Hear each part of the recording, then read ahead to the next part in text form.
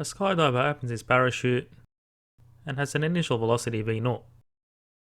And the system, which is the parachute and skydiver, has a mass m.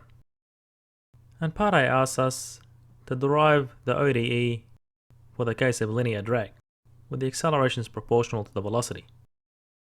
Well, using Newton's second law, where the acceleration acts downwards, we can write the following expression.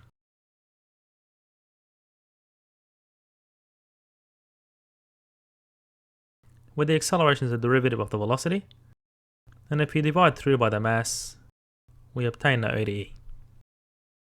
Now part B gives us the solution to the ODE, which you can verify yourself using U substitution, and we're asked to plot the velocity versus time.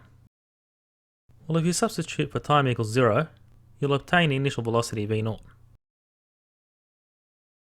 And as t goes to infinity, well, this term disappears, and so does this term, so we obtain mg on k.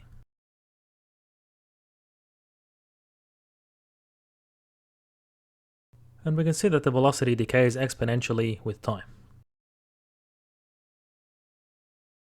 And this here is known as the terminal velocity. Now show that the acceleration equals 0 at the terminal velocity. Well, if you substitute for the terminal velocity in this ODE, then these terms will cancel, and you obtain g minus g on the left hand side, which means that the acceleration is 0.